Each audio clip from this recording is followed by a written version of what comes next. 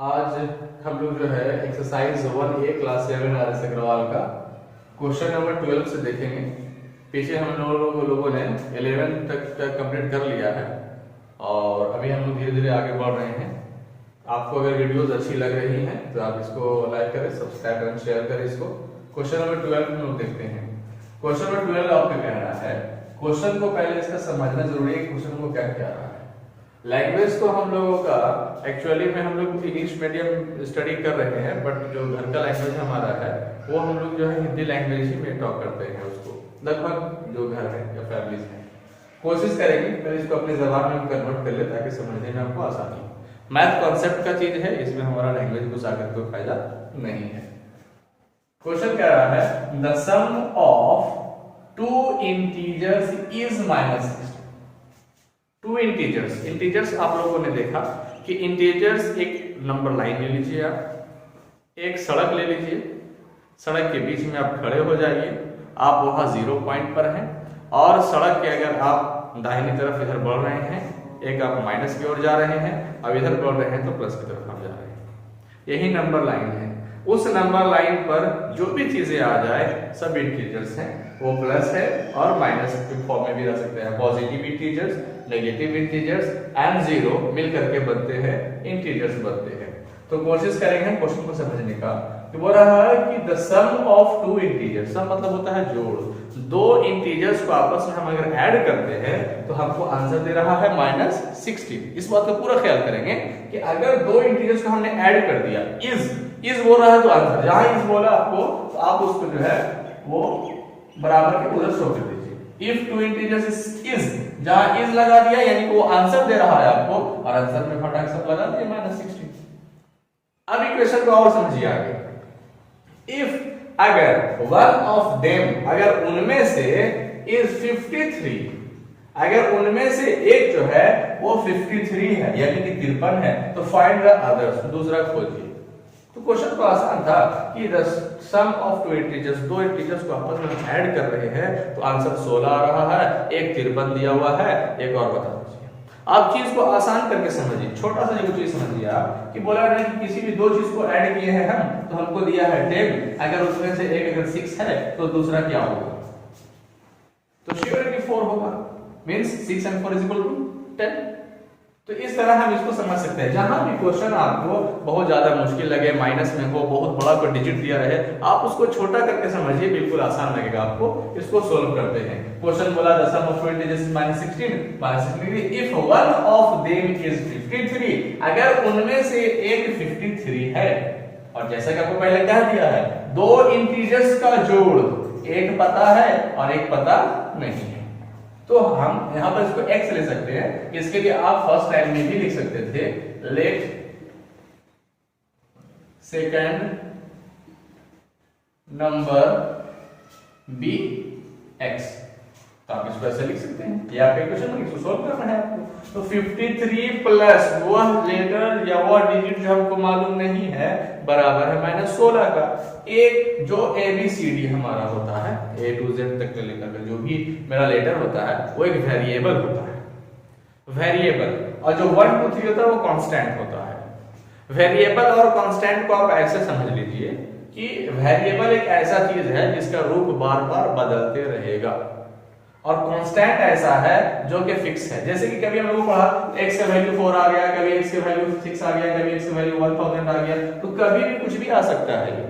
x का y का value हमेशा चेंज होते रहता है। लेकिन अगर ये 2 है तो इंडिया में भी 2 है और जापान में भी 2 है और इंग्लैंड में भी 2 है, हर जगह 2 ही रहेगा। तो वेरिएबल वह चीज है जो कि आपका रूप इसका बदलते रहता है, लाइक गिरगिट के जैसा, और ये है कांस्टेंट जो फिक्स रहता है, इसका वैल्यू कभी भी आपस से बदल नहीं सकता है। तो इसको सोल्व करेंगे हम लोग। x की वैल्यू फाइंड करना है तो x को अपने जगह पर रहने देंगे और कंफ्यूजन नहीं होना है, प्लस कहा है माइनस का हमने आपको 10 बार कहा है कि कोई भी कांस्टेंट या वेरिएबल हो उसका साइन उसके पहले होता है। इसका साइन इसके पहले है, इसका साइन इसके पहले होगा, तो हमारा जो वेरिएबल है उसको अपने जगह पर हम छोड़ देंगे। ऐसे क्वेश्चन से बच्चे बहुत ज्यादा कंफ्यूजन में आ जाते हैं। कंफ्यूजन मानने की कोई जरूरत नहीं है, आपको एक एक चीज बहुत क्लियर किया जाएगा। तो x को हम यहां रहने दिए तो बहुत से लोग कहेंगे ये प्लस कहाँ गया, तो प्लस भाई अगर शुरू में कहीं भी लिखा जाता है तो प्लस तो मेरा हाइट रहता है, ठीक है। तो x अपने जगह पर है, जो चीज पहले से उसको वैसे ही लिख दीजिए -16, ये -50 सॉरी +53 है, इक्वल के उधर जाएगा तो -53। एक बात को ध्यान में रखिए, कोई भी चीज माइनस से अगर जंप करेगा इधर प्लस हो जाएगा, अगर प्लस अगर रहेगा बराबर को उधर अगर इक्वल को उधर जंप करेगा माइनस हो जाएगा। कोई चीज अगर इनटू में है 4x अगर है और अगर उधर अगर जा रहा है तो ये चीज जो है अगर कुछ पहले यहां से 2 लिखा हुआ है, अगर ये चीज यहां मल्टीप्लाई में है तो इधर आ जाकर के डिवीजन में हो जाएगा। अगर कोई चीज यहां पर डिवीजन में है तो इधर आ करके ये चीज जो है वो मल्टीप्लाई में आ जाएगा। तो इतना आप याद रखिएगा कि इक्वल के कोई चीज अगर इधर प्लस में है इक्वल को उधर जाके माइनस में हो जाएगा, अगर इधर माइनस में है उधर जाके प्लस में हो जाएगा, अगर इधर गुना में है उधर जाके भाग में हो जाएगा, अगर इधर भाग में है उधर जाके गुना में हो जाएगा। ये बहुत बेसिक कॉन्सेप्ट है, इसको आप लोग सब क्लियर रखेंगे। अब आइए पॉइंट पर, ये मैंने इस तरह का क्वेश्चन है, पहला क्वेश्चन है, इसमें थोड़ा सा वक्त ले लिया आपका। देखेंगे क्वेश्चन को, x -16। अब ये 53 जो है, अब देखिए वेरिएबल को वेरिएबल की तरफ छोड़ दीजिए और कांस्टेंट को कांस्टेंट की तरफ ले जाइए। तो वेरिएबल तो अपनी जगह पर है, कांस्टेंट उधर ढकेल दीजिए, बराबर उधर में अगर ये +53 है इधर आकर हो गया -53।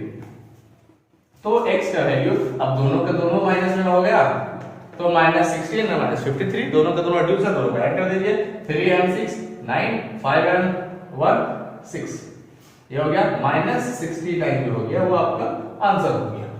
अब बनाने के साथ साथ आप हमेशा कोशिश कीजिए कि एग्जाम में आपका गलती ना के बराबर हो, मार्क्स एकदम नहीं कटे।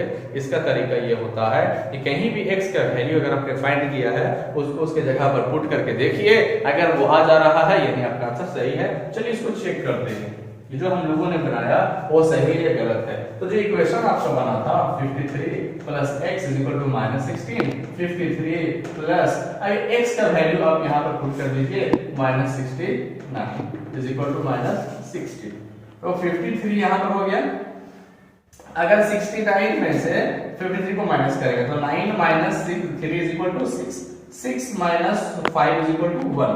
ये तो माइनस होगा चाहिए ना, बराबर उधर ऑलरेडी माइनस था ना, तो -16 -60 मींस कि इसका वैल्यू जो है वो बिल्कुल करेक्ट है। तो एग्जाम में सारा क्वेश्चन आए x का वैल्यू निकालिए, उसका पुट करके देखिए तो आपको सही हो जाएगा। एग्जाम में गलत होने के चांसेस बहुत ही कम होंगे।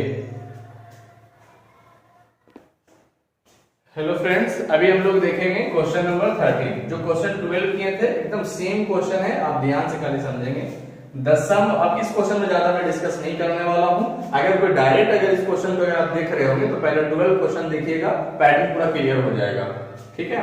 तो द सम ऑफ 2 इंटीजर्स, देखिए द सम बोले तो जोड़, the sum of 2 integers, 2 integers को अगर आपस में जोड़ा जाता है तो हमको आंसर देता है कितना 65। आंसर मेरा 65, तो लिख दीजिए 65।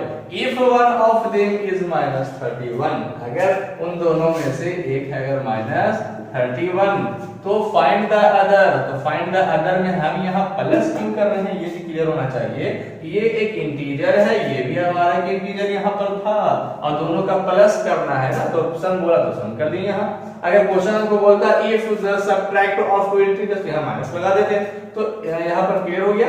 तो -31 + x = 65 इक्वेशन बन गया, इसको सोल्व कर देना है। आप वेरिएबल को अपनी जगह पर रखिए, 65 यहाँ पर आ गया, माइनस जो 3 था हमारा उधर जाके प्लस में हो जाएगा, तो +31 हो जाएगा। x = 1 and 5 6, 3 and 6 9, 5 और 1 6 और 3 and 6 = 9, 96। x का वैल्यू आपका 96 आ गया। अब इसको चेक कर लेते हैं कि सही है गलत है। तो -31 + x = 65, तो 31 तो आपका पहले ही से है, x का वैल्यू आपने फाइंड किया है 96 = 65। इन लोग दोनों को आप देखिए इसको इक्वेशन सोल्व करके, ये बड़ा यूनिट में है हमारा, तो 6 में से अगर 1 को अगर माइनस करेंगे तो बचेगा यहाँ पर 5, 9 में से 3 माइनस करेंगे तो बचेगा 6। तो ये प्लस में आ रहा, प्लस लिखना जरूरी है नहीं, तो 65 = 65 बराबर आ रहा है, मतलब हमारा x का वैल्यू बिल्कुल करेक्ट है। Thank you. अब हम लोग देखेंगे क्वेश्चन नंबर 14। क्वेश्चन नंबर इसी वीडियो में हमने किया है 12, 13 और 14 हम देखेंगे। क्वेश्चन बोल रहा द डिफरेंस ऑफ, देखिए इसके पहले जो हम लोगों ने काम किया वो था द सम ऑफ 2 इंटीजर्स। अभी क्वेश्चन बहुत अच्छा है, द डिफरेंस यानी कि minus, the difference of N integer, एक इंटीजर का जो डिफरेंस हमारा है वो a and minus 6 is a and minus 6 is 4। देखिए क्वेश्चन क्या हो रहा है, a एंड माइनस 6। a की जगह पर कुछ चीज है जो हमको मालूम नहीं है, a की जगह पर कुछ है जो हमको मालूम नहीं है, तो a एंड माइनस 6 का जो डिफरेंस है वो 4 है। सब कुछ बना करके हमको यहाँ दिया है, दोनों का आंसर आ रहा है 4 a का। यहाँ पर x जो हम लोग मानते हैं वो आपको ऑलरेडी दे चुका है कि a, तो find the value of a का वैल्यू निकालें, तो a और माइनस 6 का डिफरेंस, तो माइनस, और ये ऑलरेडी है -6, इन लोगों का डिफरेंस है -4, तो a का वैल्यू निकालिए। a को अपने जगह पर रखने देंगे, माइनस माइनस प्लस हो जाएगा, 6 = 4। a को अपने जगह पर रखने देंगे, 4 इधर है, 6 उधर जाएगा तो -6। a = -2। इसको चेक करके देखेंगे, इक्वेशन हमारा था a माइनस अंडर ब्रैकेट -6 = 4, एक जगह वैल्यू बैठा के देखेंगे, -2 माइनस -6 = 4, -2 माइनस +6 = 4, -2 और 6 यहाँ पर उसको माइनस करने के बाद हो जाएगा 4 = 4, यानी कि हमारा आंसर जो है वो बिल्कुल सही है। ये जांच करने का बहुत अच्छा तरीका है। अब हम लोग जो है इसके आगे आपका जो चैप्टर है, सॉरी क्वेश्चन जो आपका है वो 15 और 16, क्वेश्चन 15 और क्वेश्चन 16 जो कि फिल इन द ब्लैंक्स है, ट्रू फॉल्स है, इसको आप खुद से भी देख सकते हैं। और बाकी 3 वीडियो के लिए जो है सो आप लोगों ने इसको देखा, उसके लिए थैंक्स। और